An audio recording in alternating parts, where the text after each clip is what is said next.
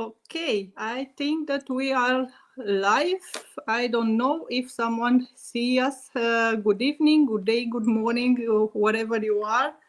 And a second, because my phone is ringing all the time. Today I have a different subject, different topic, like usually. And I have also my guest, Brent Taylor, which is author to the book Herz and Herz.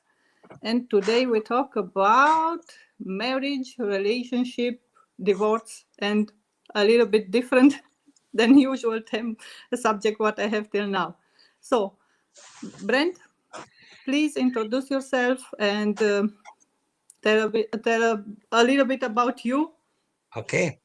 Well, thank you, Simona, very much for having me. It was a very honorable pleasure for you to invite me today to talk about what I'm passionate about. And really, it's to help men and women in their relationships, primarily marriages, but not if you're necessarily married. You could be divorced, you could be young and starting out. And I had to go through much pain. I had to lose everything in my life a couple of different times. And then I started to pour my heart out, and I wrote a book called His and Hers Greatest Need and the Single Biggest Reason Why Marriages Break Down and How to Build Them Up. And it's not taught in the church, it's not taught in the counselor's office. So that's been my passion, to really basically help men and women to love one another in a way that each other needs. And our world is very broken. There's many divorces in our world, and there's lots of hurting children that are 10 years old, 20 years old, 30 years old. And a lot of people are scared to get married. So a lot of people don't want to stay married, and a lot of people are scared to get married. So I'm here to help people so that they can, one, stay married, or encourage them to get married. So, yeah. Okay. I'm from Lethbridge. I'm from Lethbridge, Alberta, Canada, and I have 3 children. They're all grown. They're 34, 32, and 27. I have 3 grandsons, and my daughter is married to a German fellow, Klinkhammer. Okay, welcome in Germany then. He's in Belarus. He's in Belarus playing hockey right now in the KHL. So, anyways. Okay, very nice. Congrats. It say that falling in love is easy, but staying in love is hard. Yes, exactly. Well, I like to say to people, draw a circle. If you draw a circle, put love on one side and work on the other side. And draw an arrow. Love your work and work your love. It takes work. And what starts out in the early stages, you can have all that excitement and infatuation, and you're attracted to someone that's kind of your opposite. But then what starts out as an attraction becomes an annoyance. Okay, interesting. So yes. we have someone with us. This is Murtuza and Quarenji. I don't know if I say correct the name. Please put the question if you have question, or let us know something if want to know something about I have some question for Brent. Then he will have also surprise today. He don't know what, but it's fine. And yes, please interact with us and leave the comments or put the questions, and it would be very nice. And why does the marriage of husband and wife break down? Okay. Before we discuss why the marriage breaks down, we need to understand and back up a little bit why a man and woman are here in the first place. Okay. Why do we have men and why do we have women on this earth? Why are we put here? Is it a mistake? And I say it's not necessarily a mistake. We're not a mistake. There's a purpose. And a man and woman have a purpose, and their primary purpose why we're here is to love one another. So if we understand that a man and woman, and how many love stories do we watch on TV or movies, or we like to see when a man and woman kiss, or we like to see little babies being born and things like that. So really, we know that our purpose on this earth is to really love one another, to help one another. We're meant for unity. So with that, why does it break down? The primary reason, it sounds really simple, is because we don't love each other. We don't know how to love each other. And there are only two motives. Everything we do has a motive. Why we do something, why we think about something, why we behave the way we behave. There's only two: love or selfishness. It's either what you can do for me or what can I do for you. Okay. And as I shared with you before, Simona, I like to get the audience to cross their arms. So do me a favor, Simona, cross your arms. I have. And I want and I want you to look down on your arms and see which arm is on top. The right one. Okay. So I want you to separate them and drop them beside you. Okay, now I want you to reverse them, the opposite. I used to have it like this, but now I'm like this. But it's uncomfortable like this. Yes. So let me ask you, how long have you been doing it the normal way? All the time. Yes, all your life. Do you realize that most of what we do is a habit? Yes. Our subconscious is where the habits are formed in our brain. And it's the subconscious that drives our behavior and our attitudes. But we do get a choice. When we get older, in our teens and our 20s, we get older, we now have choice. When we're a little child, we don't always think about choices so much. Our parents are very, very important. So our parents are helping us to create habits. Well, do you think husbands and wives are mostly what you can do for me or what can I do for you? That's it? No, most husbands and wives can be quite selfish. A husband wants his wife to love him in the way he needs, and a wife wants her husband to love her the way she needs. And the reason why it breaks down is because we want to get what we want instead of giving what the other one needs. So we have habits in our brain, and the subconscious is causing us to generally, most of the time, we are self-seeking. It's usually most of our thinking is what you can do for me versus what can I do for you. So a man and a woman come together, they're attracted to each other. And what starts out as an attraction then becomes an annoyance because we're quite selfish. That's usually why it breaks down. Our motive is usually not love, it's usually selfishness. And that's one of the biggest reasons why marriages break down. Okay. Wait a second. We have something. The Mututa say, yes, in today's world, people are more selfish for their own self. If things are working, people tend to be happy with their partner, but if it's higher, then it's over. Yeah. And what was the word? What was that word? If it's what? High wire, then it's over.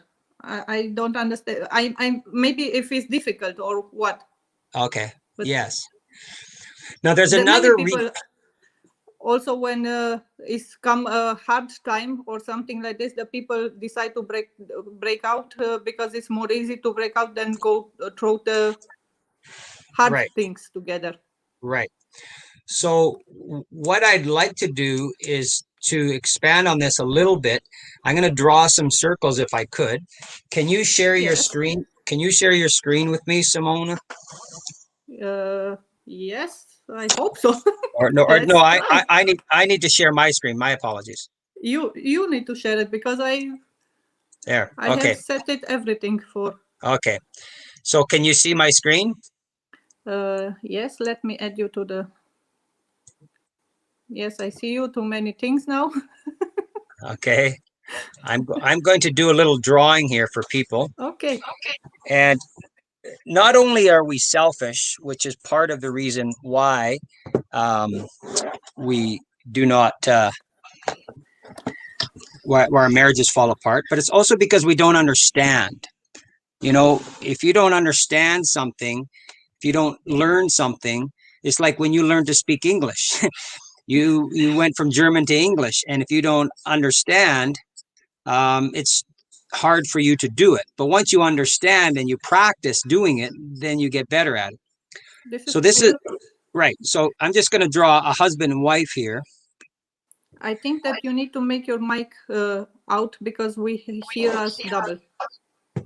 Oh, really? Myself. Oh, okay. So can you still see my screen okay? Yes. Okay.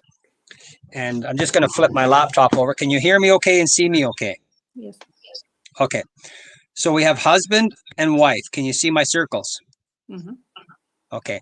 So the greatest need for a man and the greatest need for a woman, which is what my book is about, and more things, is what men and women don't understand. I've shared this with over 11,000 people, and only 13 people have actually got the woman's greatest need correct, and nobody's guessed the man's greatest need. So if we could understand, if a woman could understand a man's greatest need and a man understand a woman's greatest need, and we want to be not selfish, but we want to be loving, then we can love them in the way they need. So the man's greatest need is significance. Am I trying to write here? And a woman's greatest need is security. Now they have other needs, but those are their core basic need. Every man wants to be his wife's hero. He might not be very good at it. He might suck at it, but he wants to be his wife's hero. Okay.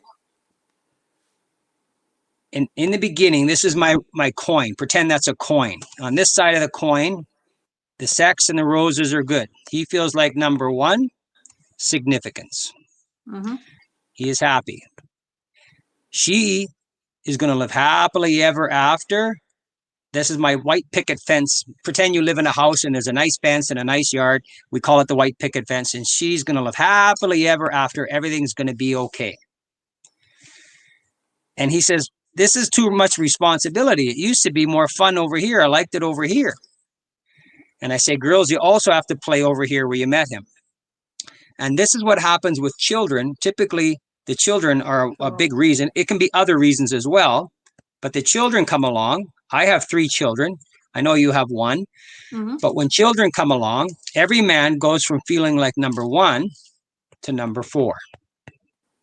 He used to be important to his wife and they were going back and forth.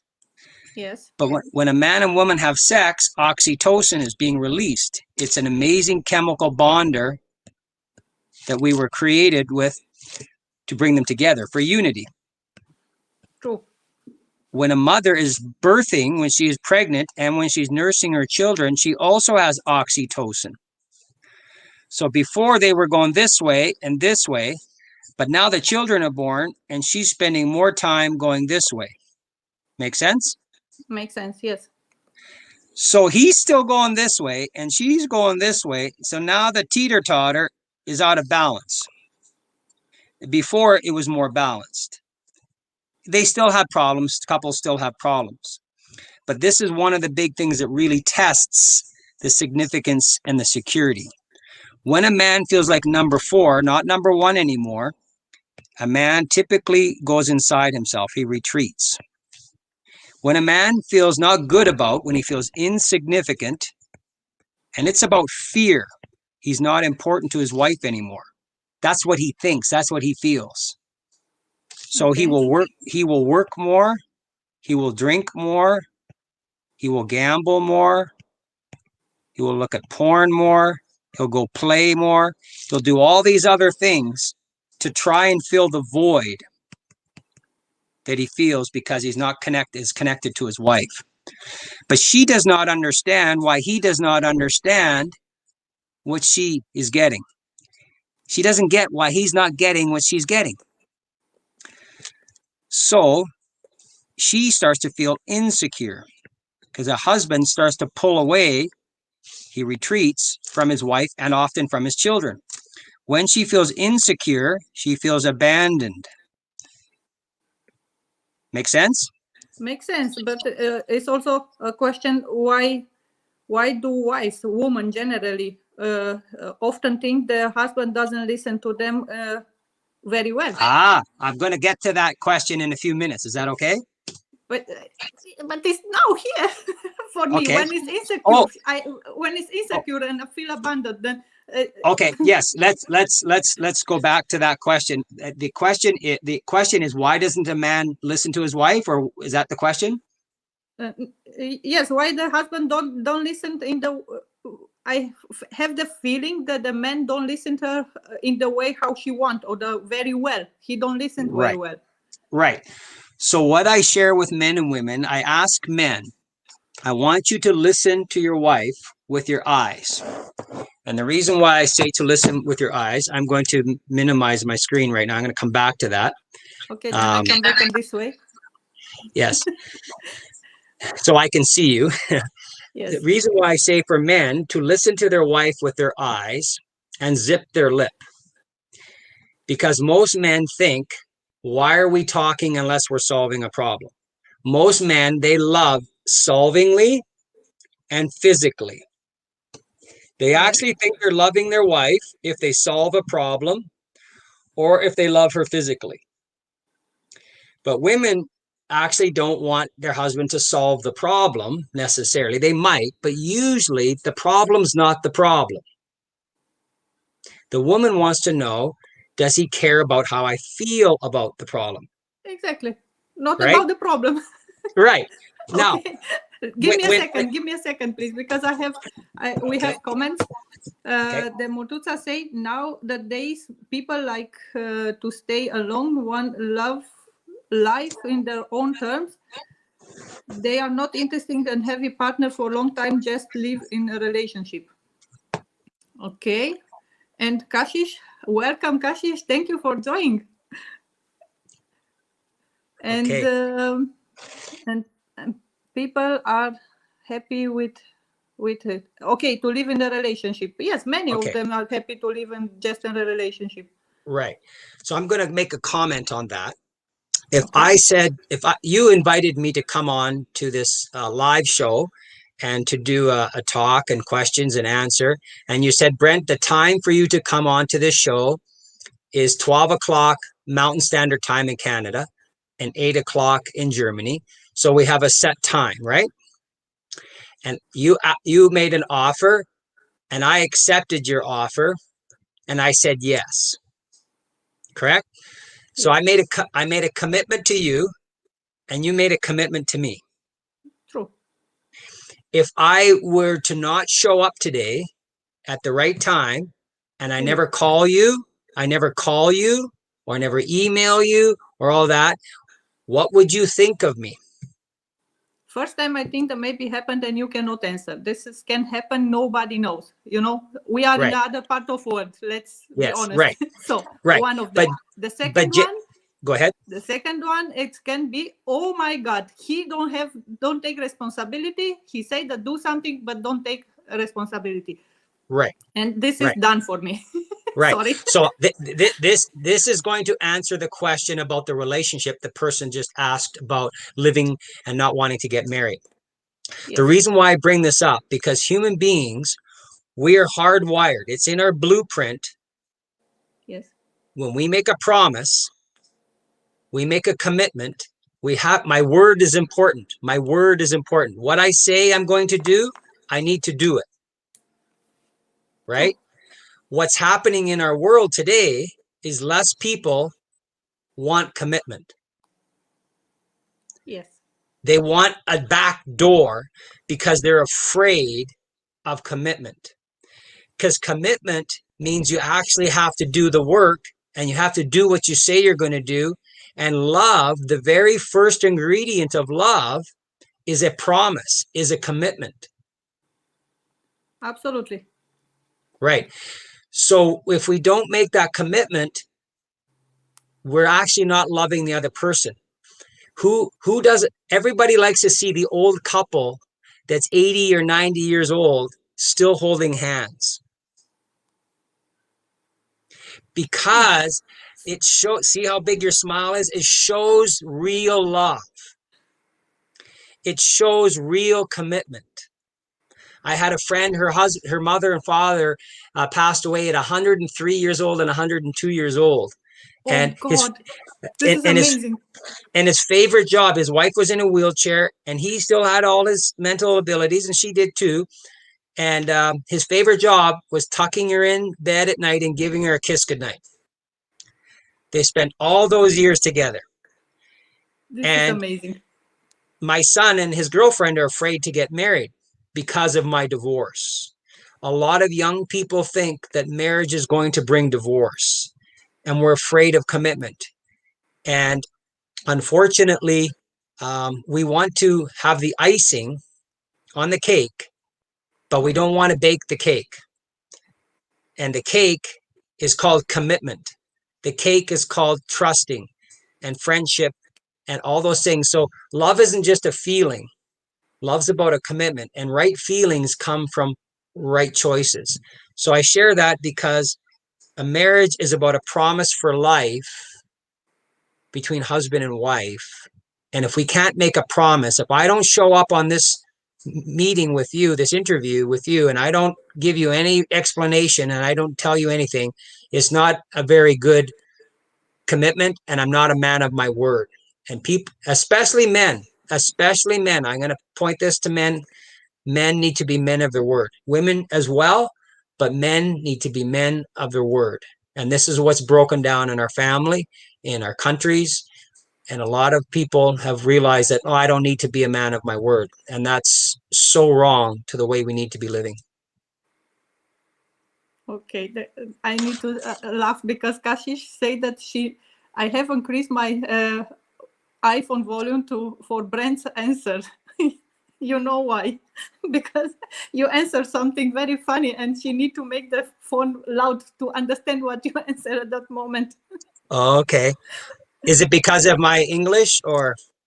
No, she understand, but we was in a funny moment or something. We talk funny, but now I read too late the comment. Sorry, okay. Kashish, but okay. I know what you mean. Is it okay to go back to my circle? Yes, you can go to your circle. Okay, I'm going to go back to that because I think it's important that I finish this. Then I can read another comment. Mutuza say people sure. now the days are happy with living a relationship than marriage. Yes, that's we say already. They don't want to get commitment in. Yes, this is. You have also right. Yes. Right. Okay, right. I need to the circle. Okay. So basically what happens is when man and woman first came together and first married, they have this commitment. And then when she's putting her attention on the children, he feels like, oh, there's this commitment is changing. I'm not as important as I used to be. So he retreats. And when he retreats, she feels abandoned. And what happens is women, when they feel insecure with their husband or their partner, a woman typically attacks or rejects her man. She's trying to teach him a lesson. Don't abandon me. Okay. But it doesn't come out right. So she's angry at him. So he feels more insignificant and he retreats some more. And the more he retreats, her fear sets in, and the more she attacks and rejects, and it goes around and around and around. Now, I need to share the difference between a man's brain and a woman's brain. Let me bring you the surprise, then somebody can say if it is so or not. Okay. Do you want me to look at your screen? Yes, a little bit. Okay. Hold on. I need to minimize my screen. Ah. Welcome, Family Gray. Ah. I'm so glad to see you. How are you? Make the microphone unmute yourself, please. Yes, I'm muted. Yes. We good. I just got out the class, just because we teach online classes, and I just finished, so we had to hurry up to come online real quick. Well, I'm so glad to have you. Tell me your names. This is Veronica. I'm Jermaine, and this is our son CJ. CJ first. Welcome. And so it's Veronica is your wife, and you're Jermaine. Yes. And your son is CJ. Yes. Okay. And where do you live? In Germany. Okay. I wish I could sprechen Sie Deutsch. I don't speak sprechen Sie Deutsch, but yes. Wir sprechen Deutsch, ja. Yeah. I think that the word for no is nein, right? For what? For what? No, it's No, nine. Yeah, is nine. yes. Yeah. I learned a little Russian. My daughter and her husband are living with their 3 sons in Belarus. He's playing hockey over there. So I've learned, and I learned a beautiful word in Russian. I don't know if you women will understand this. It says, Tikra Savicha. What does that mean? That means when you say to your wife, you are beautiful. Yeah. Really? Yes. Tikra Savichka.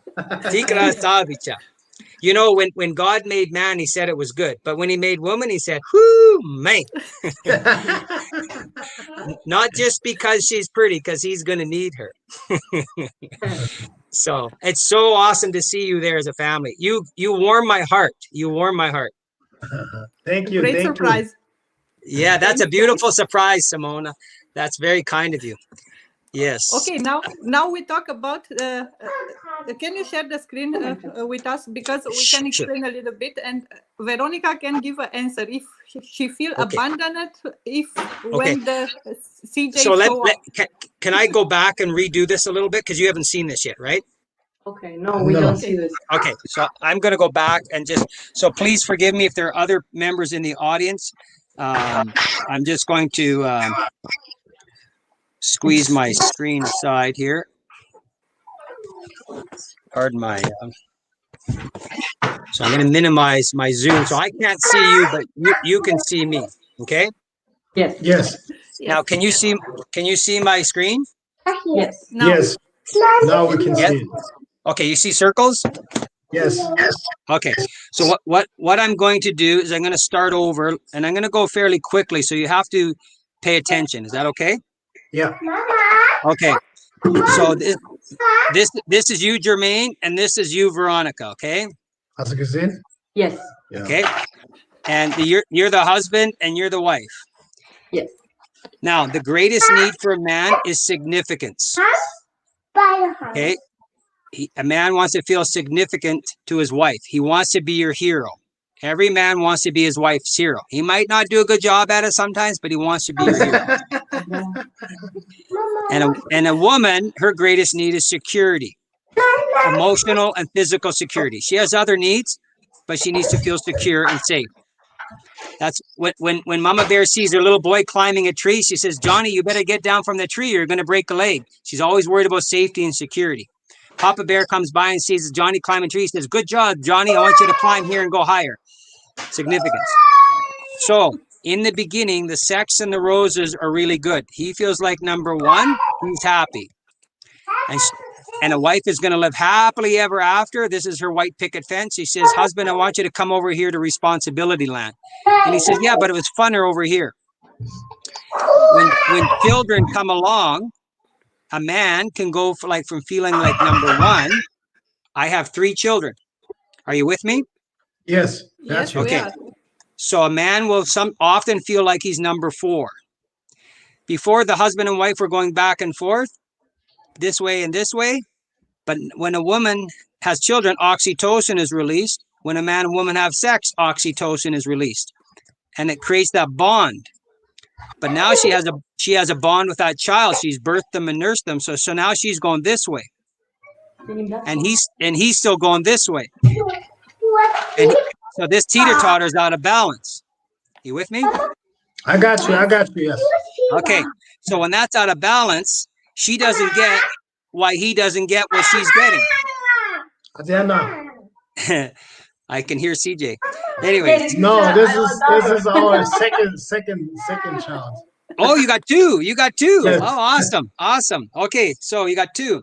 So when a man feels insignificant to the one person he wants to be significant to, it's an automatic response. An automatic response. It's based in fear. And a man will retreat. Right now, you're very busy as a young family, but things change as you grow through your family. But a man wants to be important to his wife, and he doesn't feel important to his wife, so he retreats. And a man, oftentimes, they'll work more, they'll drink more, they'll porn more, they'll gamble more, or they'll play more. They're trying to fill the void because they want to love their wife, but they feel rejected. It's a fear-based response. When he retreats and pulls away, wives now feel insecure He doesn't feel significant. And when a woman feels insecure, she feels abandonment. Oftentimes dads can pull away from their children and their wife, but she feels this abandonment. Her fear, do you know what fear stands for? Yes. It's fear. False evidence appearing real. Fear is a lie. Yes. Okay? You can forget everything and run, or you can face everything and rise. But when a husband retreats, he's running away. And when a woman feels abandonment, she attacks her husband or she rejects his husband. She's trying to send her husband a message, don't you abandon me. But it doesn't come out right. And he takes it literally, so he retreats some more. And the more he retreats, the more insecure, the more attack and reject, and it goes around and around and around. So, Jermaine, I want you to pay attention here. I got you. Okay, when a husband is loving his children, instead of going to his wife, when a husband is loving his children, and he's picking up the vacuum and he's making family and date nights for his family and for his wife, he is loving his wife. She is happy. Makes sense? Yes, of course. Okay. The wife always wanted to see the husband spend time with the kids. Yes. There's one point where you have like this insignificant fear, then the parts where you say work, then you'd say drink and stuff. I know I work a lot. I really be working a lot, but it's the only reason why I work like it, because our business is not yet the way it's supposed to be. So we can chill afterwards, you know. Well, and you want to provide, but yes, there's a balance that you need to achieve. Okay, this balance is very, very important. Now, Veronica, I want you to pay attention. Are you listening? Kia, du sollst mal rüber. She's a little bit now out from the kids. The kids. Okay. Sorry. Okay, no worries. So if you can give me about 30 seconds here, I say to wives, when you're loving your husband, does it make sense? When a wife is loving her husband, she's actually loving her children. Mama bears are so busy with their children, they need to actually love their husband, because your children need to see the love that you two have for each other. If you don't have your marriage, you don't have a family. Okay. And mama bears will often put their children ahead of their husband. And that's not healthy for the husband and wife relationship. And that's not healthy for the children. The children need to see the priority of husband and wife,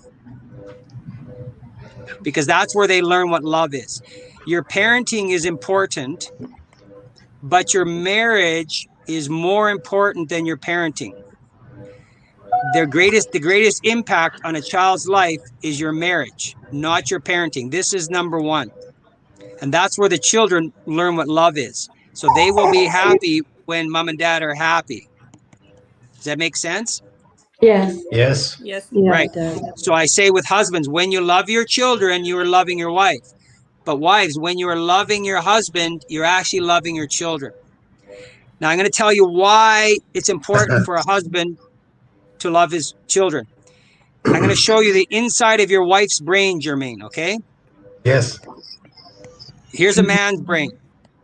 Men think in boxes. They have a box for their wife, for their children, for their job, and they have a box for their mother-in-law in the basement. They pull the box out, they think on that box, and they put that box back, and they don't touch any other boxes. But this is their favorite box. It's called their nothing box. How many times, Veronica, do you ask your husband, what are you thinking? And he says, nothing. Oh, yes. Yes. This is so true. Now, women actually don't believe that's possible, but men's brain go to rest more often than a female's brain. They actually, I don't know, because they're more explosive. They need to go and hunt the animal, and they need to rest. So they become able to go and rest and go and rest. They also, because of the gray matter and the white matter in the brain, they're forced to compartmentalize. So men are very focused on one thing at a time. Very focused on Brent? one thing. Yes? Brent? Yes? You see, what do you see? You see the screen, or you see your board? I don't see the people. I just see my own screen right now. Okay, I'm going to then try. make a finish, because I have another surprise for you. Okay, hold on. I got to finish this. But a wife's Okay, brain, okay. a wife's brain, a wife's brain, everything is connected to everything. She's always on. She's 15 to 20% busier. Okay. Also, women have 6 major decision centers, 1 control center. Every decision has emotion. You like it, you buy it. You don't like it, you don't buy it. This control center gets to suppress emotion. It controls the emotion. So you're busy trying to control, so you don't want emotion taking over. Men have 2, emotion suppression. Men are more singular and women are more multiple. Women need his single and men need her multiple. They're actually completers. They complete each other. They are not compete each other. Most of our world, men and women are trying to compete. Like I said, when God made man, he said it was good. When he made woman, he said, whoo, man. They actually need each other. So I'm going to turn my screen. So that's why when you're helping your wife, when you're loving your children, look at all these things you're helping her with over here. She's very busy. And telling a woman not to worry is like telling water not to be wet. Your wife is always going to be worried about the family. Yes. So when you are helping and your children, I'm going to turn my screen back so I can see you, because I can't see you because I'm going to get to see my surprise. But your children need you as a father. It is so, so, so important. And I'm trying to find my screen here. Are you going to show me a surprise? Aha. I have another lady with us. Another surprise. Welcome. How did you Hello, do that, Brent. Simone? How are you? I'm doing awesome. How are you doing? I'm doing great. I'm loving this. Simone, you are beautiful for bringing all these beautiful people in. So, They can talk more because they have families. They are married, all of them. I am single. Yes. So I want to share this with Jermaine. And a lot of fathers don't know this. The father instills femininity into his daughter and to his son more than his wife. Every daughter wants to look pretty for her father and go on adventures with her father. Yes, we have like our daughter. She's like a daddy's Yes. kid. Always Yeah. say, "Daddy, Daddy, I want to go with Daddy, not Mama. Yes. Go with Daddy." Yes. And I can tell him he's a straight mama's boy. Yes. He's a mama's boy, but it's more up to you to instill the masculinity into your son than your wife. Because every son wants to know from his dad, do I got what it takes? Yes. And every daughter wants to know from her dad 2 things. Am I safe? Am I captivating? Am I beautiful? Not just on the outside, beautiful on her brain, her body, her mannerism, everything. She wants to know that she captivates you. Yes. Yeah, that's what she be saying. She always be like, sometimes she be dressing up, she be having all these dresses. She be like, "Oh, Adriana is schön." That means Adriana is beautiful. Yes, absolutely. Because in the Hebrew language, when God said, I will make you a helper suitable, in the Hebrew language, when God made woman, it means ezer kenegdo. Yeah. Ezer means his opposite, his balancer, the other half he doesn't have. But kenegdo means she has a protection role for her husband and her children. And it also means his head will turn. He will be captivated by her beauty. He will be captive. Now, here's God at the top. I say God is love, and he got husband and wife on the corners. A woman's part of her role was to repoint her husband back to the loving ways of God. Gotcha. And so when a husband is drinking and working and looking at porn and not spending time with his family and he's not balanced, she is not very happy. Because a woman is a gauge of a man's character. A woman knows if her man is on track. If you have integrity, compassion, kindness, honesty, truth, and forgiveness, you could be half ugly and she's going to love you. Right, right, right. Because a woman is looking for character. Now, how many single mothers do we have in this world? Many. We have many. We have way too many. We have way too many. And when a child grows up without a father, and then when a daughter grows up without a father, or an abusive father, or a neglected father, what kind of man is she going to chase? The same thing. Right, the wrong man. When you walk your daughter down the aisle, you walk her down the aisle, you're transferring her from you to another man. If you walk her down the aisle and she's so proud of her dad because he has integrity and he has kindness and he works and he provides for family, but he spends time with his family and he loves his wife. When you love Veronica in a beautiful way, your daughter sees your love for your wife, your daughter sees your love for her, and she wants a man like that. Oh, it's good. Right? Yes. And the man is the leader. This is one of the questions that I wanted to answer. The man is the leader, not the dictator. Men can have their ego issues, right? And it's actually insecurity. The man is the head because he puts his wife ahead of himself. He puts his children ahead of himself. He is the leader because he puts himself last. Make sense? Yes. If you were to ask your wife to go for a walk and you put your arm out, whose arm is in front? Veronica, whose arm is in front? Him. His. Right. You put your hand in here, right? Yes. What if you did it the other way around? What if you put your arm out and he put his hand in your elbow? Would that feel right? Never. Right? Who goes down on one knee? Who goes down on one knee to ask for marriage? Him. Right. Because the man is the initiator of love. He makes the offer. He sends her love. God gave man woman to love her. And he gave man woman so that she can receive his love and reflect back the love she receives.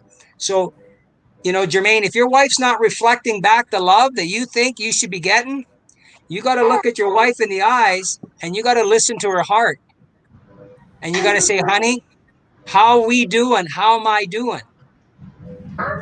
Because you are the relational model in the marriage and in the family.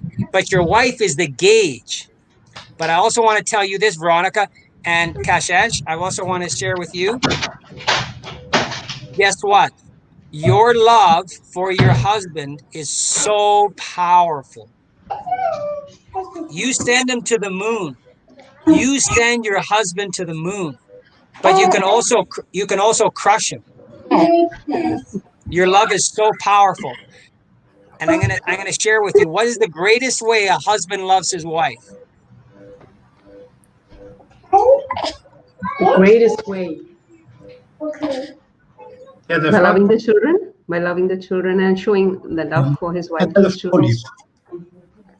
The greatest way a husband loves his wife, there's many ways.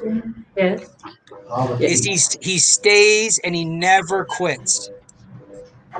Wow. He stays and he never quits loving her.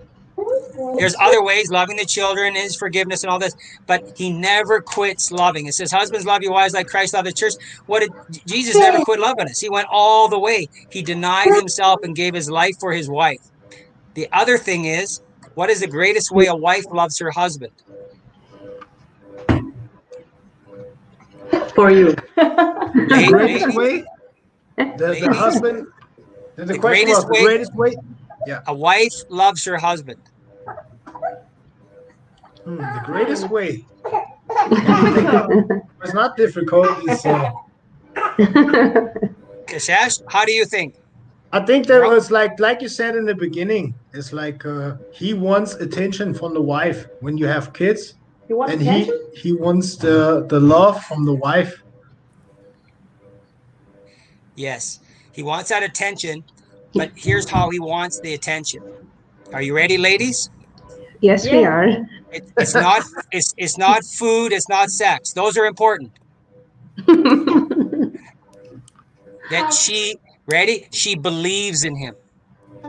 Yes. Wow, that's Wow. profound. When a wife believes in her husband, remember he wants to be her hero. And when he wants to be her hero, he wants to go to the moon for his wife. And he wants to go with his wife.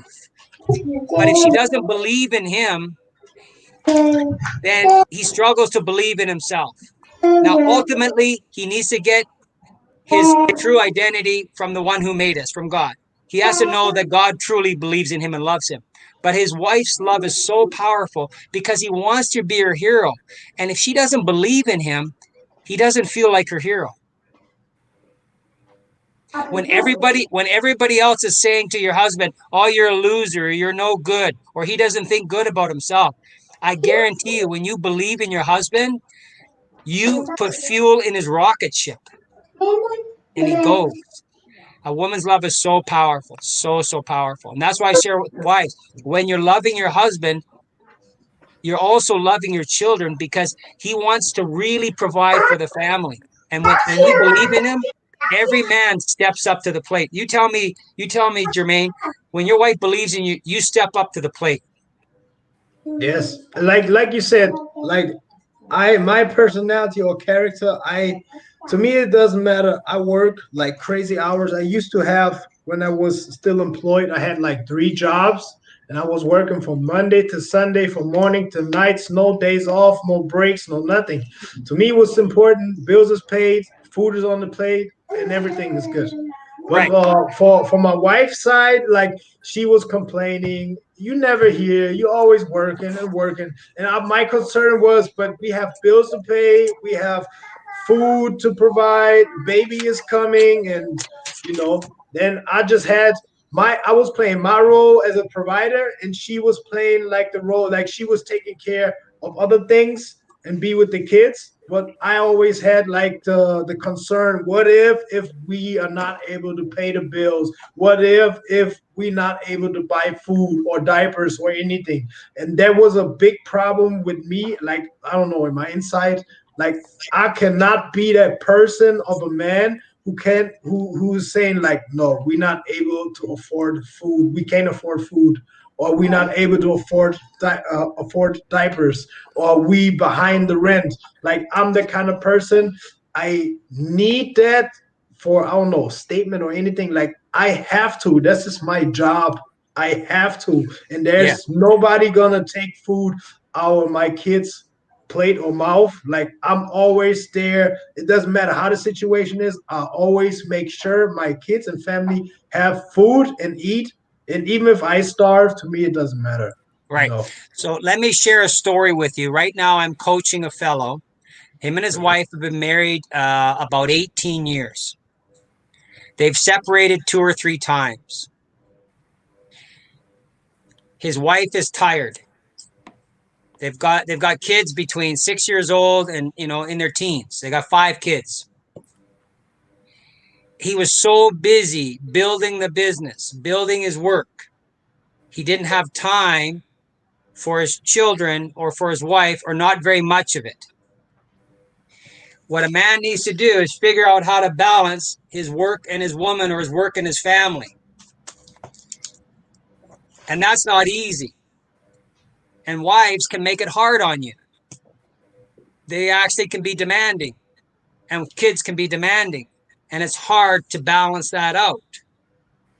But men don't realize there's 3 ways that you provide that security: financially, so you can eat; for your wife's heart, and needing to know that you cherish her heart and you listen to her heart, and you're a team, the bonding. And the other one is the children. Those 3 you really got to balance out. And that's not easy. For women, they don't understand. For a man, he feels such a need to provide and provide and provide and provide. He doesn't think about the other things. I also want to tell you the difference between your daughter and your son. Did you know a little girl and a little boy are the same for 3 weeks old, 4 weeks old, 5 weeks old, 6 weeks old, 7 and 8 weeks old? The mother usually, because she's nurturing and she's touching and she's laughing and she's feeding and she's changing diapers, and there's great communication, right? Little boy and little girl. But at 8 weeks old, a little boy has a rush of testosterone that hits his brain. The little girl doesn't have it. I want you to remember, cross your arms, right? Which arm is on top? Kashish, cross your arms. I know you can't do it there, Veronica. The left. My right Okay, arm is on top. Right. So this is the way mine is crossed. Now I want you to drop them and reverse them. Yeah. Awkward, right? Yes. Oh no. Yeah. Because if we had to learn how to walk and eat and go to the washroom every day, we couldn't function. We're creatures of habit. God made us creatures of habit. But we also get choice. We get to choose our habits. But when we're little kids, it's our parents that are programming our brain. They don't really make choices until they're in their teens. The front of the lobe doesn't get developed to their teens and their adult years. So a little boy now grows up 8 weeks old. He's got testosterone. Ladies, do you know what the testosterone does? It causes him to be less communicative relationally, emotional and verbal, and it causes him to have more action, aggression, and competition. So now you grow up from little girl to little boy and grow and grow and grow and grow and grow and grow. And they have habits. And girls go, well, why won't he emotionally connect with me? Why won't he talk with? Because he needs the action and he needs to compete and he needs to provide. And it's not in his brain like it's in your brain.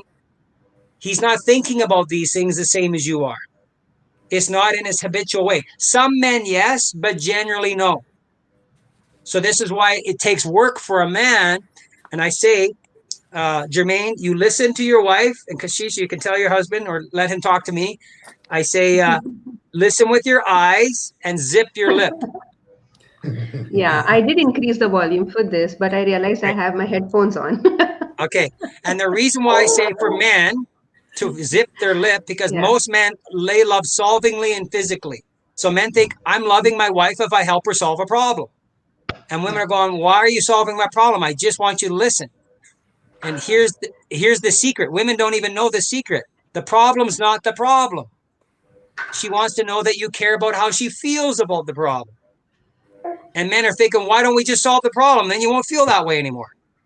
And she goes, no, it's more important that you care about how I feel. Make sense? Yes. Right. So you're listening to her heart. Remember, you're the engine and she's the gauge.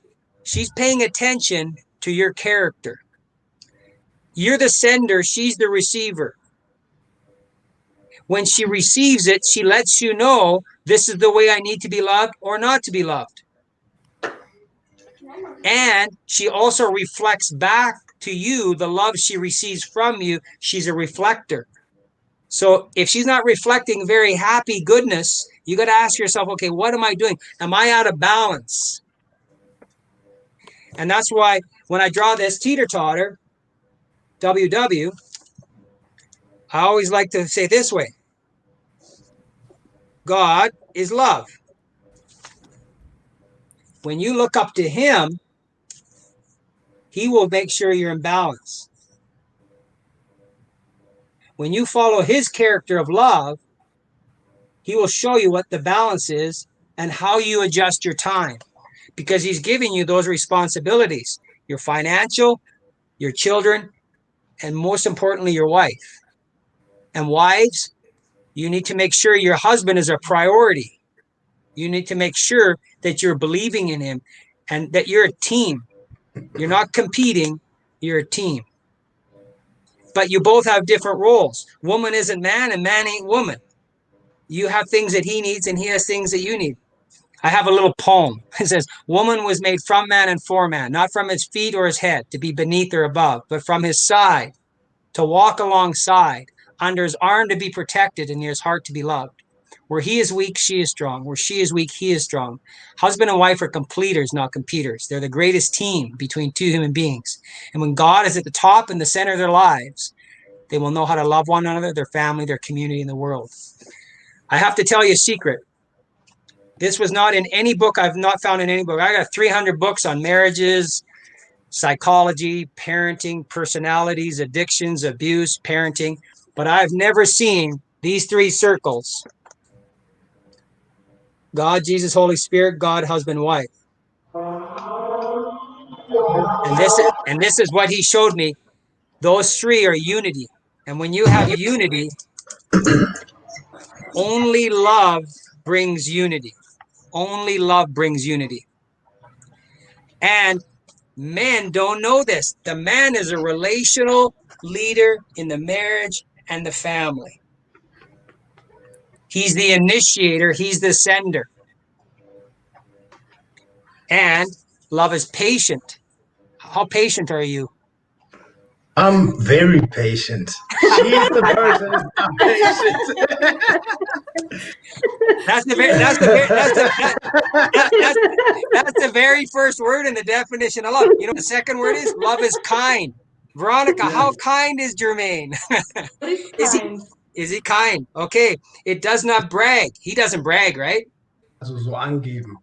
Also No. angeben, angeben nicht. No. Okay. And he does not dishonor other people. No. No. And does he put himself first, or does he put you and the children first? Me and the children always. Great. And Yes. does he forgive you when you get mad at him? Does he forgive me when I get mad at him? No, always I'm coming. Because love keeps no record of wrongs. Yeah. Jermaine, if you show your wife forgiveness, even when she's mad at you and rejecting you, in your heart, when you forgive her, every day, you are modeling the right character. You're showing it to your wife and you're showing it to your children. And it says, love does not delight in evil, rejoices to the truth. Do you always tell the truth? So I always tell the truth, yes. Okay. That's a good thing. Go ahead. And then it says, love always hopes, always trusts, always protects, always perseveres. Love never stops loving. Yes. So ask me some questions. Yes, because they want to go with kids to go to sleep. I see that Yes. they don't have patience, the CJ anymore. Yes, I know. Oh, CJ, I don't know. He wants attention. Attention, That's what he wants. Yes. Okay, Yes. run the questions. I want to share about sex. I want to share about sex. Is that okay? Yes. Okay. Women want to have the emotional connection. They want to feel safe. They want to have emotional connection, and they want to be pursued and wooed. Make sense? Yes. Women want to feel safe. They want to have emotional connection, and they want to be pursued and wooed. Women need a reason. Men need a place. Right? So a man need to understand that I need to connect with her because her intimacy isn't physical. Men are more physical, but her intimacy is emotional. She needs to know she's safe. She can trust you. Sometimes women think that's all you want to use them for is sex. But I want to share with you, ladies, a man actually wants to please you more than he wants to please himself. Am I right, Jermaine? Yes. Right. So when he wants to make love with you sexually, he's trying to please you because he likes it physically, and he thinks that she thinks like he thinks, and she thinks that he thinks like she thinks. No. So men actually need sex first to connect emotionally later, but women need the emotional connection first to give themselves physically later. And I'm thinking, Oh my God sure God. has a sense of humor here because they're missing each other. So sometimes you've got to bend into the middle, Jermaine, and sometimes you've got to bend into the middle, but realize deep in your hearts, don't buy the lie. Believe, Jermaine, that your wife wants to love you. And Veronica, believe that your husband wants to love you. And Kashesh, believe your husband wants to love you. And he needs to Absolutely. believe that you want to love him. Absolutely. But we buy the lie and we think we're going to get used or we're going to get hurt, and that's not true. So I wanted to share that with you because it's important.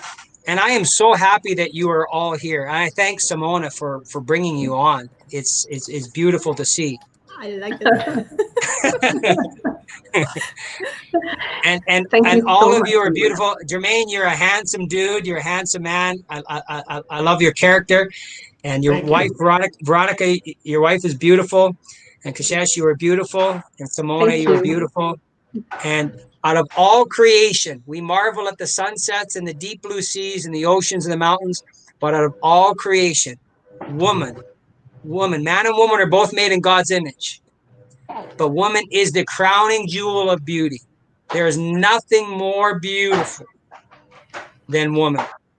And there is not, every man wants to know he's got what it takes and his strength, and he wants to be your hero.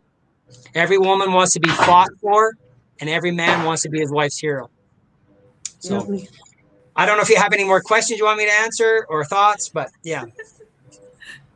Share, because now is the moment. Kashesh, you've been quiet. What are you thinking? um, I really loved the conversation here, Brent, and it was quite in depth, and I must say it was quite wise. And I remember reading the book Men Are From Mars and Women Are From Venus. And when I read the book, I was like, oh man, now I understand why these men are so differently wired.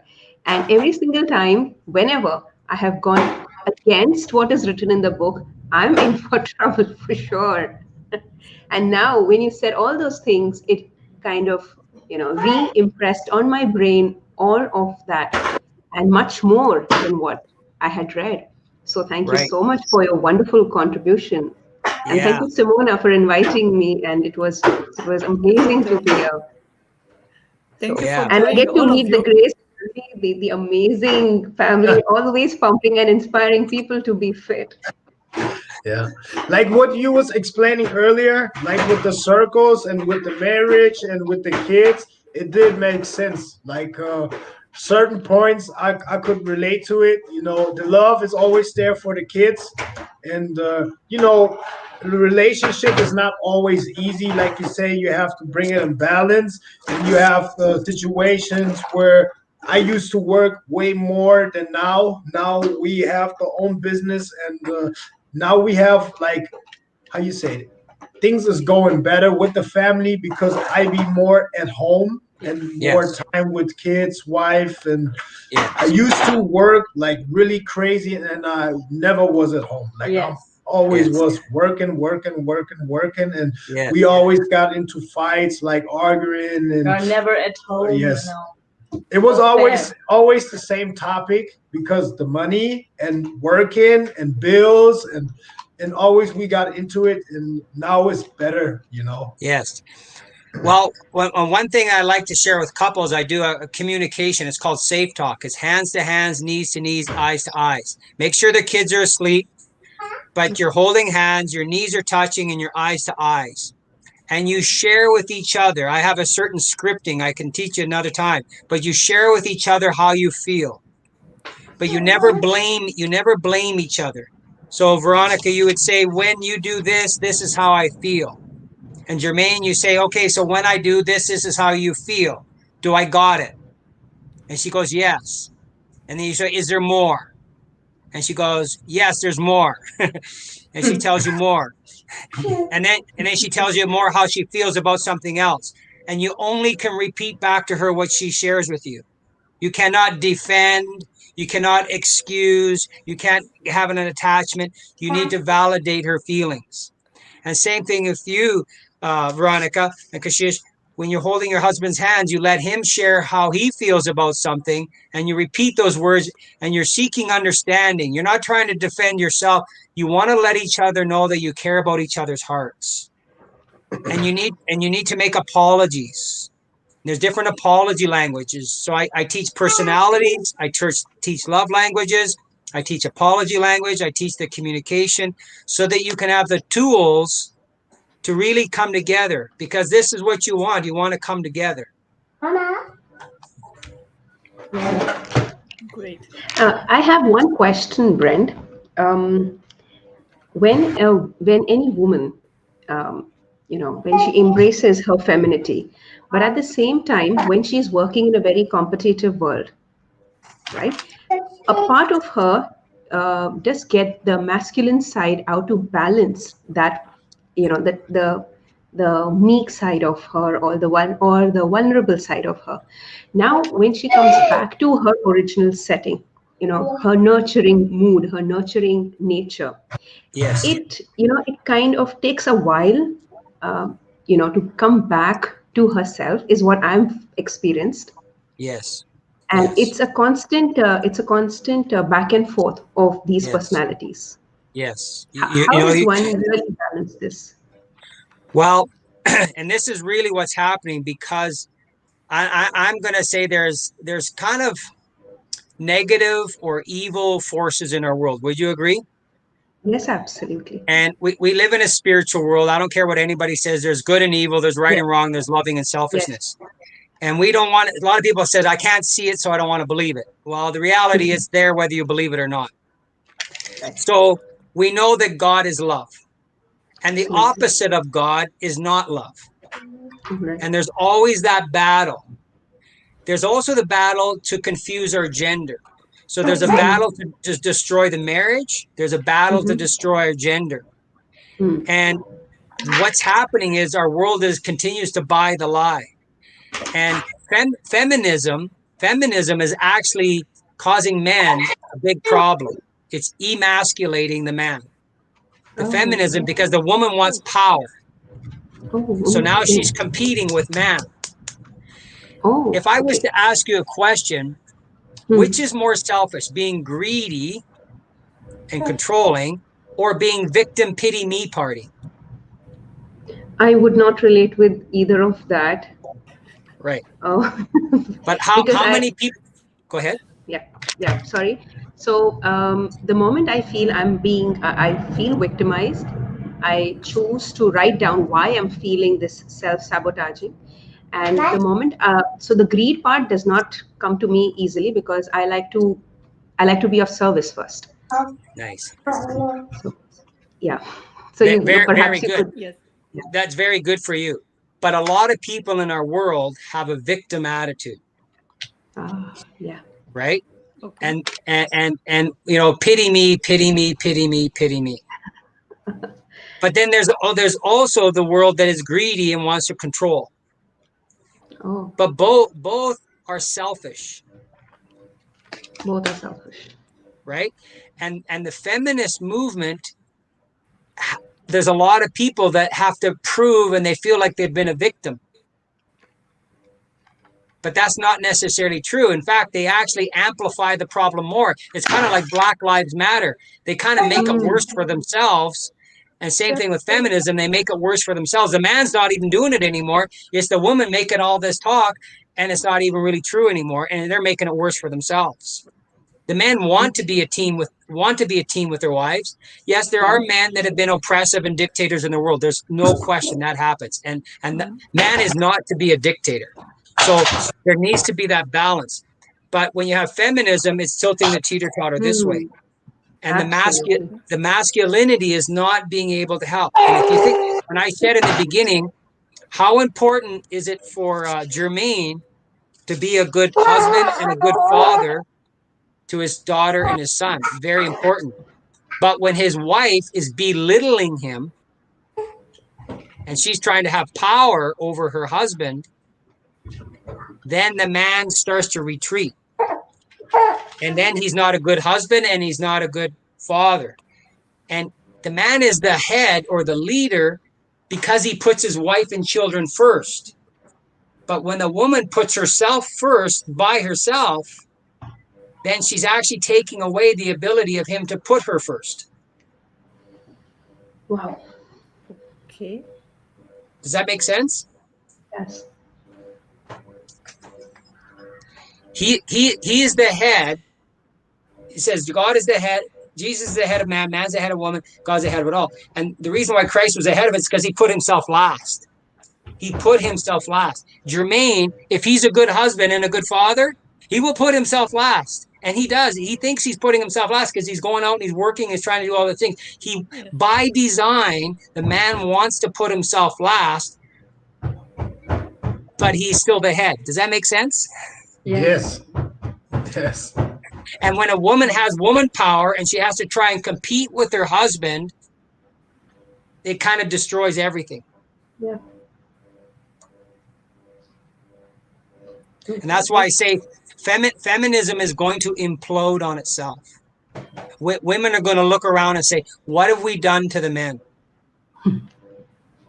And men need to ask themselves, in the past, in the last 100, 200, 500,000 years, men often have been dictators.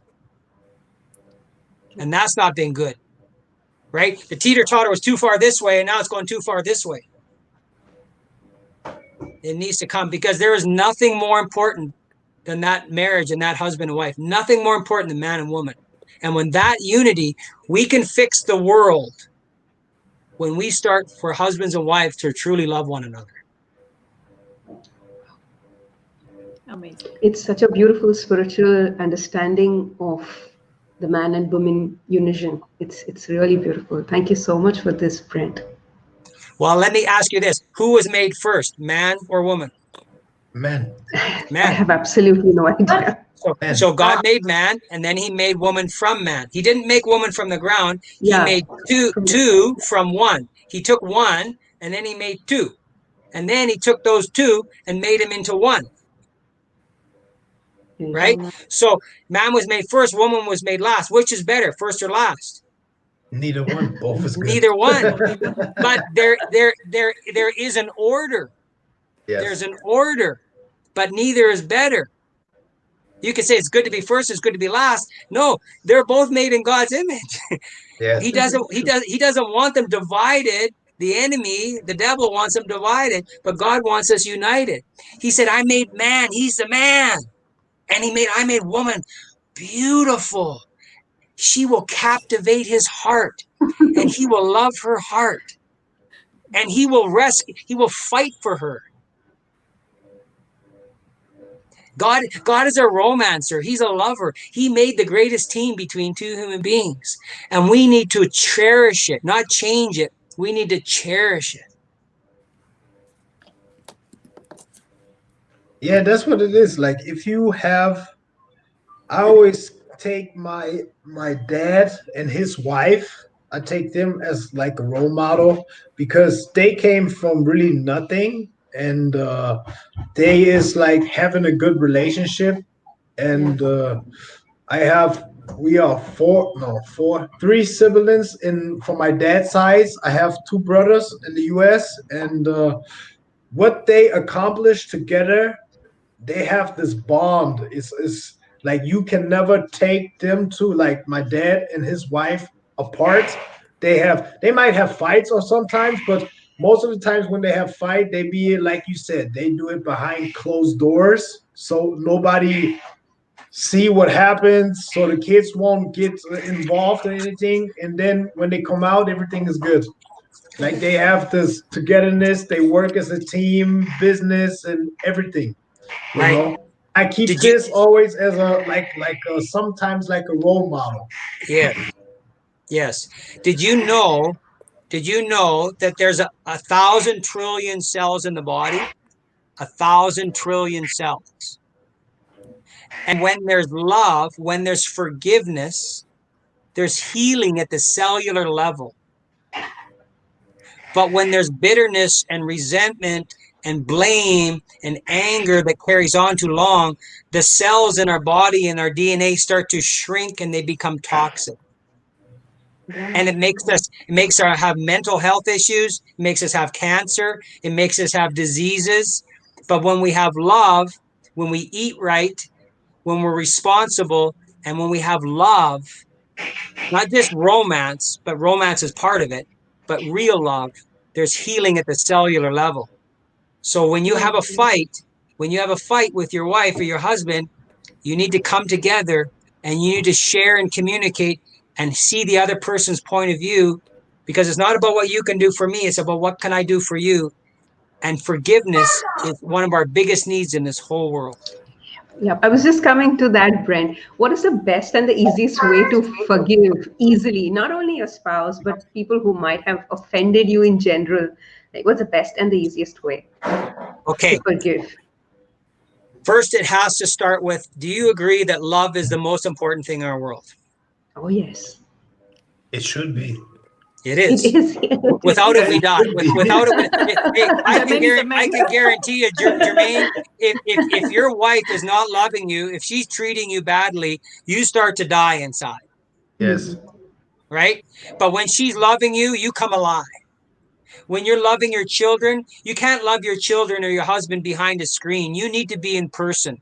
If we don't have touch, if we don't have talk, if we don't have laughs and smiles and tears in person, our cells in our body start to die. So love is the most important. Now, Kashesh, you asked me, how do you do this? Can you force anybody to love you? Jermaine, can you force Veronica to love you? No. No. Here's proof. You can lock your wife and the dog in the trunk of the car and go away for an hour, come back, open up, and see who's happy to see you.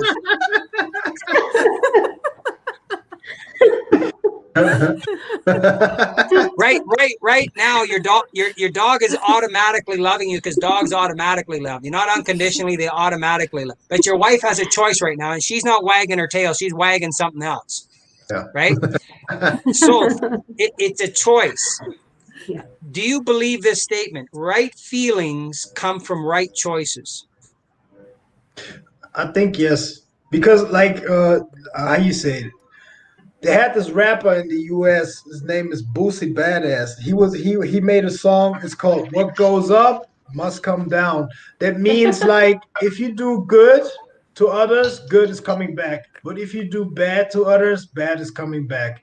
And I used to live way back in the days like not the right way, just to say it that way. And you can tell like if I made wrong choices, if I did harm to people, if I choose to do negative things, always negative stuff happened to me.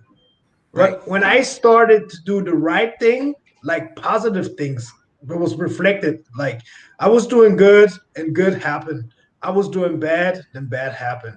And it was always like a circle. Either you go this way or this way. And then eventually to one point in my life, I said, I don't want to do these things anymore. I don't want to live that way. And I want to do correct. I want to change my life. And then I started with training and doing all this combat sports, and that really helped me. And then I met my wife. You know, we met at that place in the gym, and that's how everything started, you know.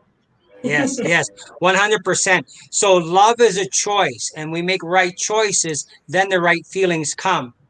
Why does it take a fire or a flood or a tornado for us to get off our selfish couches to go help somebody and expect nothing in return? The gift is in the giving. So I will be filled up when I'm filling somebody else up. But if I'm trying to get it, pretend this is my love tank. You know what a rain barrel looks like? A rainbow? Okay. A rain barrel. Yes. Okay, so that's my love tank, right? Now, most of us, we have a little bit of love trying to leak out. Not very much. Most people in this world are not giving too much. But we sure like it when the love is coming back at us. But that doesn't work. I say open it up, and the more that you let the love out, the more love flows in.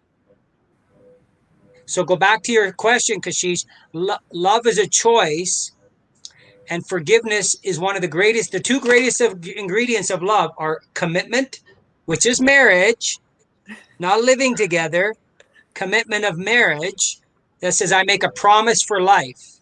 And the second ingredient, because we're selfish and we're sinners and we're messy and we're broken, we need to forgive because we're not perfect. So commitment is number one. In fact, there will be no forgiveness if there's no commitment.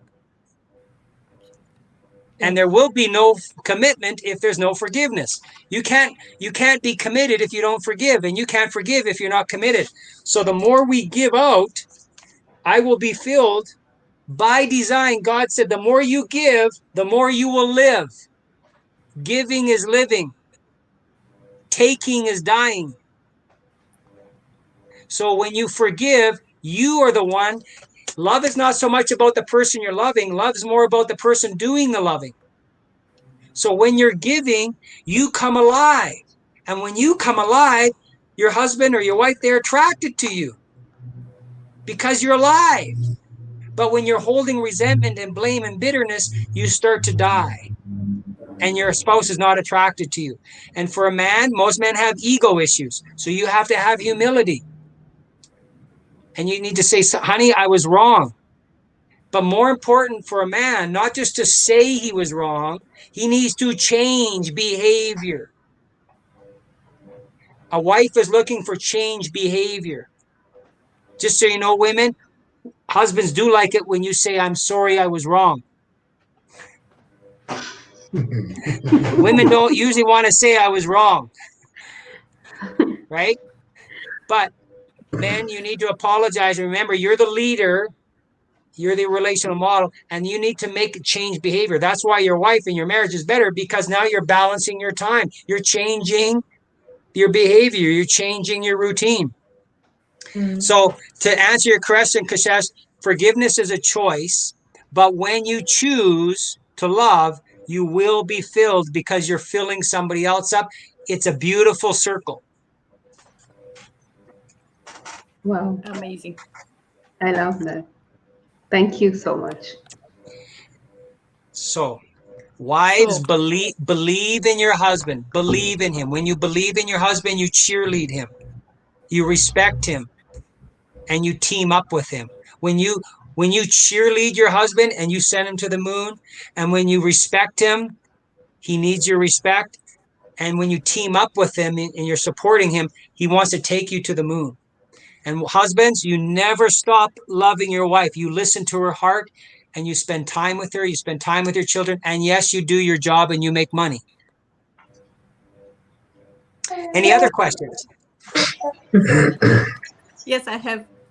Okay. Because I have a comment. You need to have a positive approach between the partners so that marriage stays stronger and younger. Yes. Okay, husbands and wives.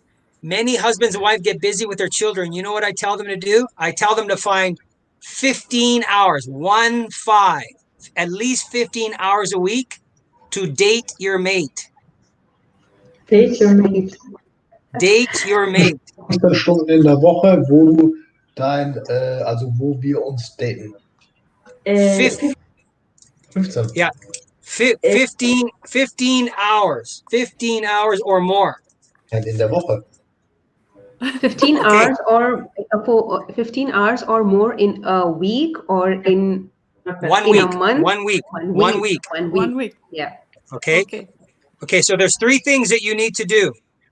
Yeah. 3 things that you need to do. 3 things. You need to do fun activities. I hope people are not counting the hours then. Fun activities. Well, Yeah. what I'm trying to say is it can't just be 2 or 3. And then you need to have conversation, communication. And the next one is sex, physical intimacy. That's included in 15 hours. Right? That's included. 3. Yeah. Now, here's the beautiful part. You get to decide, do I want 5, 5, and 5? Or do I want 7 and 7 and 1? You get to decide the hours. But but you have to have a certain amount of time in each category. And there needs to be at least 1 hour of physical intimacy. At least 1 hour of physical intimacy. I tell husbands it's 95% not sex and 5% sex. and when you do a good job on the 95, you probably get a good 5. If you suck at the 95, at best you get an accommodating wife. Yeah. Now, Okay. but I also say, wives, your husband, he's loving you physically. He wants to please you physically. He's not trying to use you. He wants to connect with you, and that's how he connects with you. But do fun activities. That's not watching TV. That's not looking at your phone or computer. No, you go for walks, or you play games, or you do activities. And the other one is conversation. Men, you need to listen, and you have conversation. Yeah. And then you need to have physical intimacy. So thank you, Elena. Elena said that giving is living. Giving is living. Yes, and love is pure from heart. Love your partner not for greetings or for you need, but pure love in a simple way. Yes. Yes, in a simple way. Okay. And most people need to actually practice doing the opposite. Okay. Because most people, if my forehead was a TV screen, there'd be a lot of movies about me. Yeah. Right? So we need to think about the other person, how we can serve them, how we can love them. And when more we practice that, it'll become a better habit. Because we have to get to the head, we have to get to the heart, and we have to get to the habit. 3 H's: head, heart, and habit. Head, heart, and habit.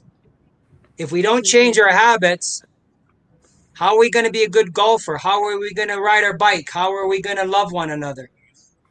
We need to get good habits. Thank you, thank you, thank you. So guys, if you have any more questions, then ask now. Otherwise, we can close. You know that we are 1.5 hours already. Wow. Wow. This is amazing. Okay, But so what Brent, is- if you have, sorry, yeah, go ahead. Like, what if is there some argument like between wife and husband, and it's about, I don't know, some kind of topic, and they both really disagree. Like, and the one person, like, neither sides don't want to say, "Oh, I'm sorry," or "No, you wrong, you wrong." Nobody want to forgive because I always. both is so stubborn. Just for example, both is so stubborn. No, I just want to have like a situation like, what Yeah, is the it best thing to do to solve the problem? You would probably say yes. One side needs to say, "Oh, I'm sorry," and but what if neither one just want to forgive and say, "No, I'm right and you wrong"? Okay. This is a very honest question. That is a beauty. So go ahead, Veronica. When he is wrong and me not, I apologize too. Okay. When he is wrong and I'm right, Yes. I go to him too. Right. Okay. It's So not, I want you to repeat these words after me, okay? It's not so much about the topic, it's about the relationship. Wow. So it's not so much about the topic; it's about the relationship. Right. Leave the topic away. Right? Because, and remember, we are selfish. We are, every human being is rooted in self-seeking. Self-seeking, which is sin. That's what sin is. Self-seeking. Me first. God says put me first, because if I put me first, I can't love. God says put God first, so now I don't put myself first. And if I don't put myself first, then I can love my wife or my husband. God doesn't need our love, but he says put me first, so you don't put yourself first. And start practicing that habit. Now, so it's less about the topic, it's about the unity of the relationship. Now, remember I said that the husband is a relational model and leader. Now, wives can be, but it's not their normal blueprint. The man is the sender, she's the receiver. So if one of you is going to give to the other person and say, okay, honey, I'm going to not allow you, but I'm going to put aside my own I'm right instead of I'm right. No, I'm right. No, I'm right. Husbands, I want you to say, I don't need to be right. I need to love my wife. So the wife is right. Even if she's wrong, she's right. Okay, because it's not about the topic. It's not about the topic. You are modeling, Jermaine. You are modeling giving. You are modeling loving. Remember, your wife needs to see that. It's not about who's right or wrong. It's about who's loving or who's not loving. Now, I will say this. If your wife feels stronger about something than you do, then you need to yield to her and give her that if she feels stronger about it. But wives, if your husband feels more strongly about something than you do, and you can tell that, then you need to yield to your husband. If it's exactly the same, I say to wives, give your husband 51% and yourself 49%. The reason why I say that is because when you respect and believe, when you believe in your husband, remember when you believe in him, what does he want to do? He wants to go to the moon for you. So even though you give him the 51%, he wants to go to the moon for you anyway. So you still win. It's not about winning, but you still benefit because when you give him that respect. So it's mutual, actually. Wives, give your husband that if you're tied. But also I tell husbands, you're the relational model in the family. Not your wife. She can be, but you're the relational model. So who's going to be the first one to put yourself last? Husbands, you should be the first one to put yourself last. So it's not about being right. It's about putting yourself last and putting your wife first. It doesn't mean you're inferior or superior, but it does give the order. Remember I said God's a God of order. The man goes first, but he goes first so he can put his wife first. It's a beautiful circle. He's writing everything. And this when you model the right behavior, Jermaine, when you model the right behavior, your wife and your children, by design, will follow your lead. Now, in our feminist world, they say, I don't want to follow my husband's lead. Well, I don't care. I'll give you an example. Have you heard of the Titanic? Yes. Mm-hmm. Right. So it's a ship that was going down, right? Let's pretend we had two captains, man and woman. Right? The ship's going down. Everybody's going out on the lifeboats. They're all leaving the boat. Everybody's leaving. But there's only one lifeboat and there's only room for one more person. But there's two captains. There's room for one more. Who do you think's going to say to the other, you take the last seat on the last boat?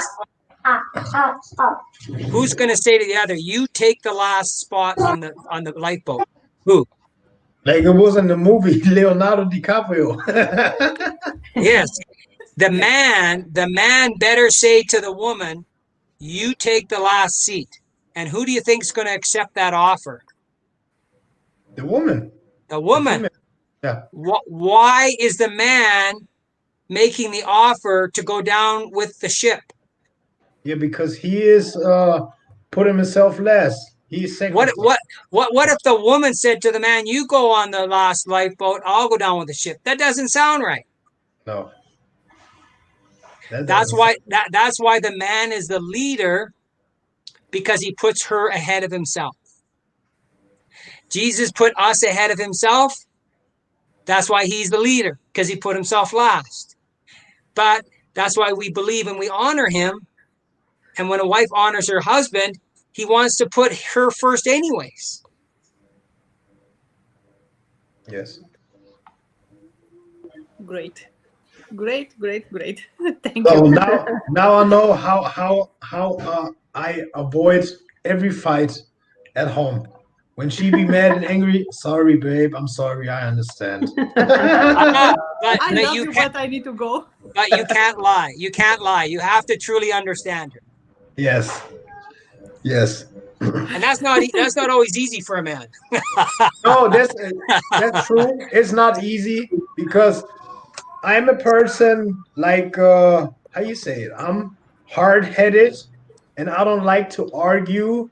Like when we get into it, she wants to talk, and then the argument is not going to any point, and I be so stubborn and I be not talking. I just want to be silent, but she don't she gets more frustrated when I be silent and don't say anything. Yes, because men, now here's the difference between men and women. Men need to go away and think in their box, and they need to Yes. sort it all out, and they need to get their anger brought down. But they do that when they're by themselves. Women get their anger brought down when they're talking it out. So she's got a lot of air in the balloon. The balloon's getting too big. Well, a man, when he wants to let air out of his balloon, he's got to go in the garage, put his fist through the wall, and go think on his own.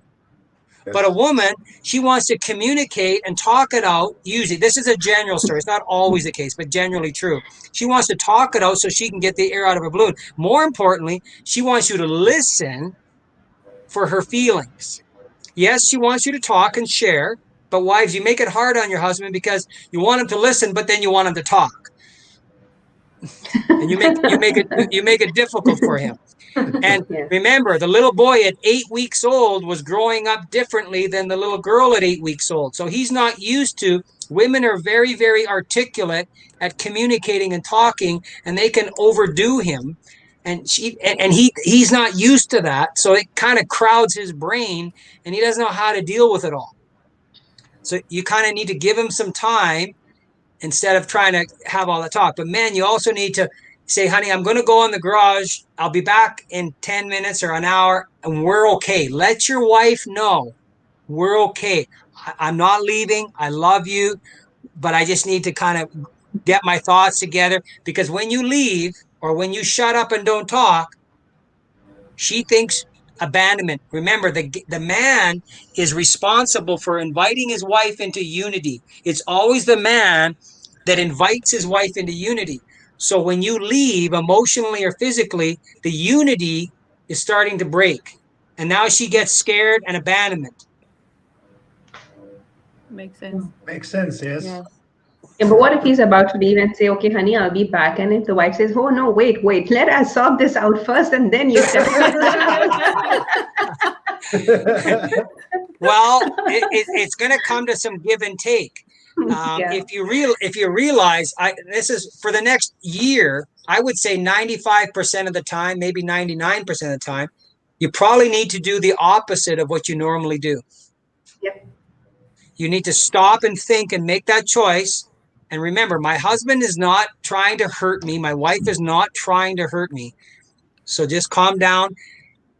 But I'm going to tilt the teeter-totter more to the man to stay, to listen, instead of the wife saying, okay, honey, you can go. Yeah, if she does that, honey, that's okay. You can go think. That's fine. That's mature. But I like to tilt the teeter-totter to the man being the one that, because really, and this is where men need help. They don't realize that they are the relational model in the family. Is so important. That's why our whole world is falling apart, because men don't know they're the spiritual leader, which means they're also the relational model in the family. But women, 69% of divorces in North America, at least, women are leaving because they're tired. 80% divorce rate between 45 and 65.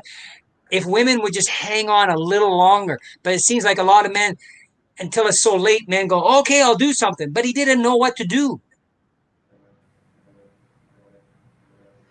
But she's emotionally tired. She doesn't believe anymore. She doesn't believe that her husband's going to come back in. Either he has anger issues, alcohol issues, he works too much, he's not engaged with the children, or he's cheating. And he's cheating because he feels rejected by his wife.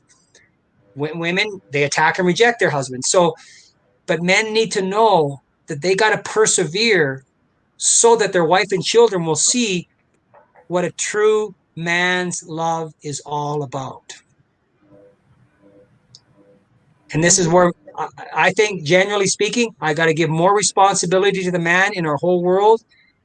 But men weren't taught that by their fathers and their mothers. To some degree, but a lot of men not. That's why we have an 80% divorce rate between 45 and 65. And all the young people, they don't want to get married anymore. Yeah. And we're destroying the world because we're destroying the marriage. Black Lives Matter, racism, feminism, communism, climate change, pipelines, oil, all our problems in the world are because we don't love one another, of man and woman.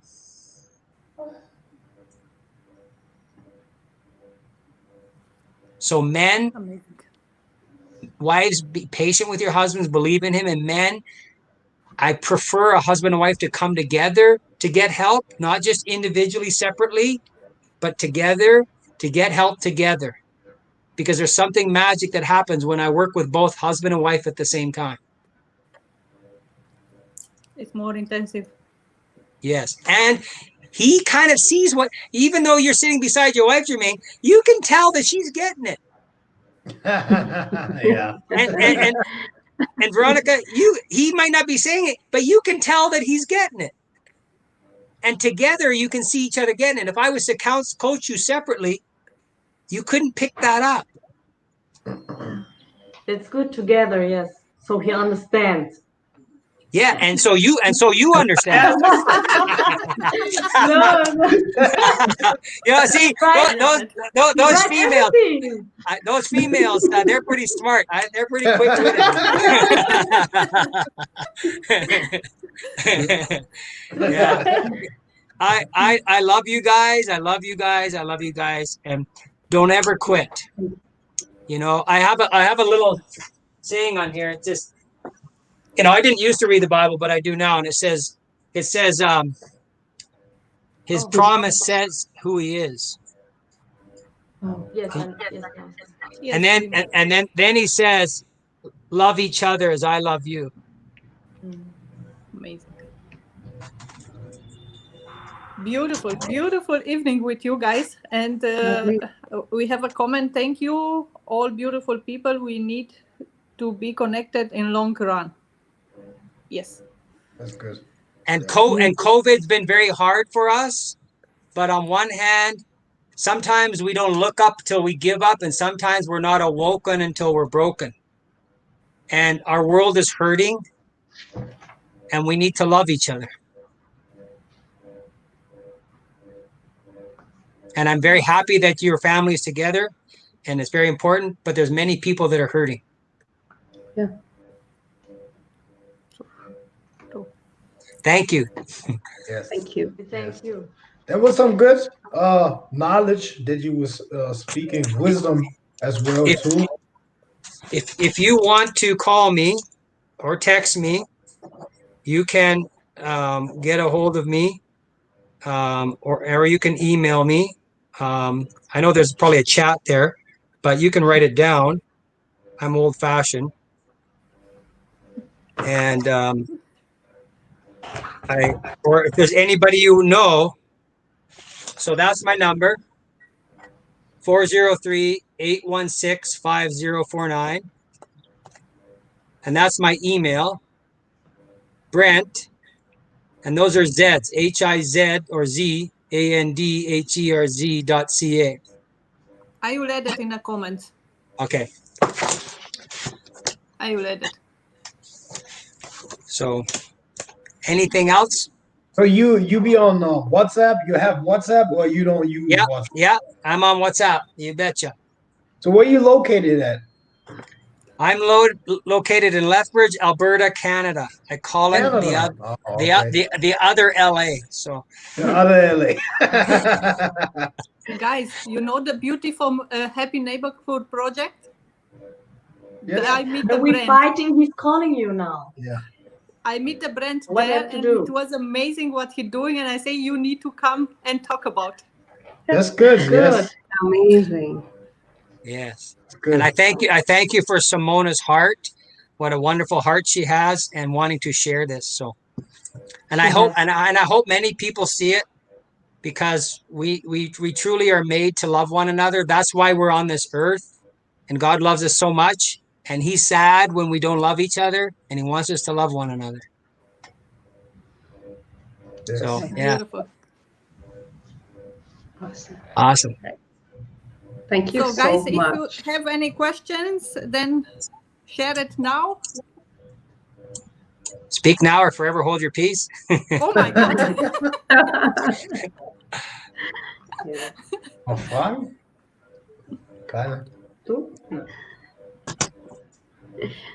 And so Jermaine and Veronica, your children are how old?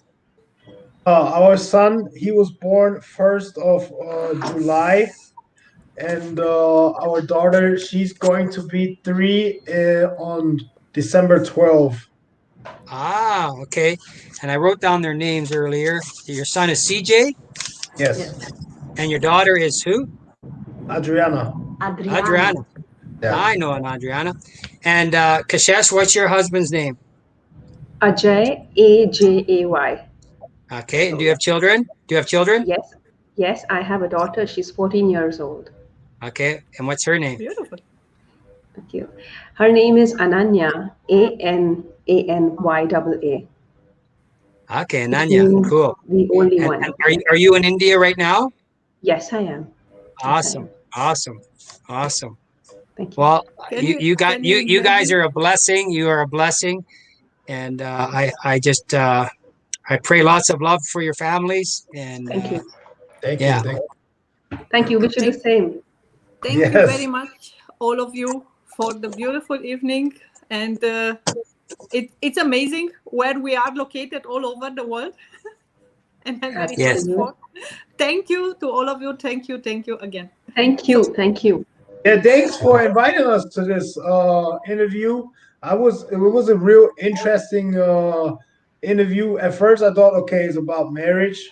Let's see what talking about marriage, but like when he started like explaining the first things with the circles, it was like, wow, this could be really interesting, Like it was some knowledge, wisdom, and everything. Like it really was making sense. And I was like, that's good. It was a good.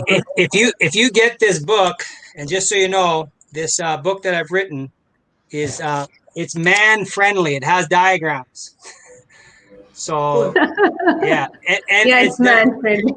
and there's not too many words on a page. I don't put too many words on a page. Wow. This is good. So I made it. I'm going to do an audio book, but this is one thing I want to share with you. This is, can you see this wording? It says unity. Yes. Mm. Yes. Yes. Okay, Yes. so what unity says is UNITY, and the unity means uplift each other, meet each other's needs, and I means intimacy, vulnerability, and build trust is T, and Y is yield. When we build unity, that's what we need in our world, and that's what we need in our marriage. So anyways, it's on Amazon, or I can send you a copy if you'd like to email me, and I'd send you a copy and I'll sign it or I whatever. don't know if they sell it in Germany, Amazon. They might not. If you have it written in German, they might do. But if you only have it in English, I don't know if they are selling it in Germany. Okay, maybe Simone can translate it into German for me. But No, it's no problem. I can read English. This is no problem. But Yeah. the stores maybe in Germany don't sell it or might not have it. I don't know. well, what you can do The is Brent can send you a copy.